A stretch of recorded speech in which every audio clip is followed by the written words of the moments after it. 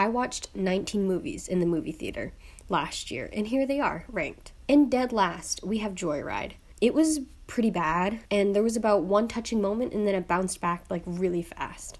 In number 18, I chose Waitress, which looking back is actually kind of surprising because I really like the musical. I think it was a mixture of the fact that the stage should stay on the stage to some degree, which I really appreciate a pro shot, but it was something. I don't know why I'm saying it like that. I liked it. Number 17 is The Little Mermaid. I really wanted to walk out after the Scuttlebutt song. I don't know. It was something like, it was like a fight or flight, and I wanted to run.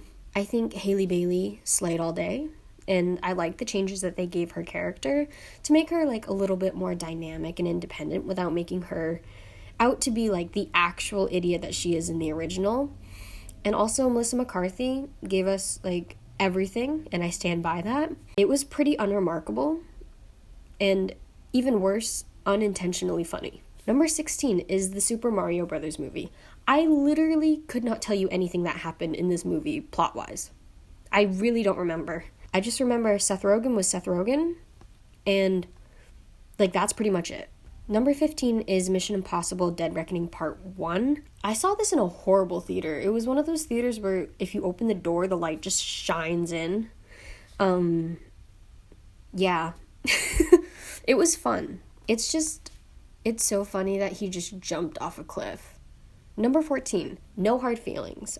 I feel like this is what Jennifer Lawrence needed and what I mutually needed from Jennifer Lawrence, if you know what I mean. I am an Andrew Barth Feldman stan, so of course that was perfect. It had heart if you don't take it too seriously, and I think it's a great time.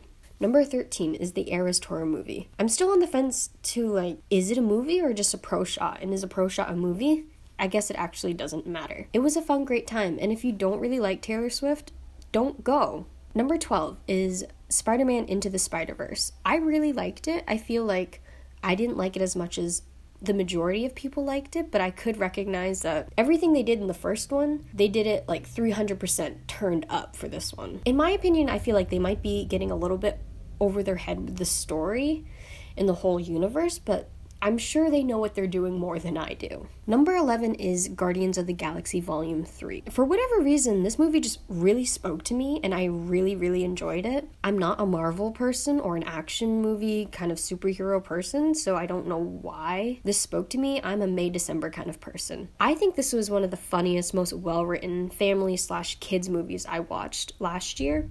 Number 10 is The Color Purple. It is a musical. Just warning, I feel like that needs to be a warning.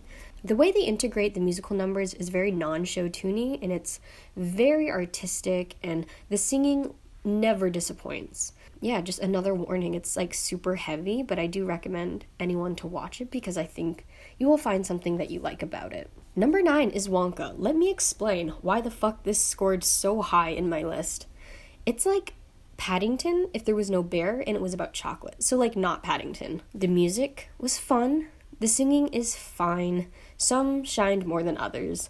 Timothy really surprised me, and I was happy that he did this movie. And the actress that played Noodle had just amazing comedic timing, and it was very funny. Number 8, we have Barbie. Apart from the obvious technical and production achievement, I really like and appreciate what Barbie is saying about feminism. It's almost ironic that Ryan Gosling basically steals the show, but it's a beautiful movie, and I really need Margot Robbie to produce more. Number 7 is Teenage Mutant Ninja Turtles Mutant Mayhem. This movie might be the funniest movie I saw in theaters in 2023. In a way, it's very self-aware, and it's very fun, funny, and entertaining without being overtly childish, which I really appreciate. Not to mention the music goes hard as fuck in this movie. Number 6 is John Wick Chapter 4. Hey, it's good. It's good, and watch it. Yeah, Bill Skarsgård can get it. Number 5 is purely a Meredith pick. It's just kind of like a personal favorite. It is The Ballad of Songbirds and Snakes. This movie just really reignited a generation's literacy and love for the teenage dystopian narrative. Some would call that pointless. I call it beautiful. Think what you want about Rachel Zegler, but she is a fucking star, and you are all haters. I'm literally talking to two people. She sings and acts her ass off in this movie, and it is nothing short of perfection, not to mention Tom Blythe. Just Tom Blythe. Number 4 is Dream Scenario. This was the last movie I watched in 2023. The actress that plays his wife really carried the film in a way, and the editing was really great and very comedic. Also, Michael Cera really surprised me in this role as well. I highly recommend, especially if you're an A24 watcher. Number 3 is Asteroid City. My top 3 are very interchangeable, but this is just where Asteroid City landed. It's just one of those movies that you watch and you know it's something special. Unless you hated it. Unless you fucking hated it, then it's not special. Scarlett Johansson really surprised me with a subtle performance. I don't have anything else to say other than you should see it and then see if you like it. Number 2 is Killers of the Flower Moon. This movie is so fucking long, and I did not go pee once, and I saw it in IMAX for no reason. Like, it's not meant to be seen in IMAX. The pacing was amazing, considering it was so long. Lily Gladstone stole every scene that she was in. Obviously, I feel like I don't even have to say it, but Leonardo DiCaprio was incredible. I would like to see this win Best Adapted Screenplay at the Oscars, but, you know, the Oscars will Oscar any way they want to Oscar. My number 1 is Oppenheimer, which really surprised me.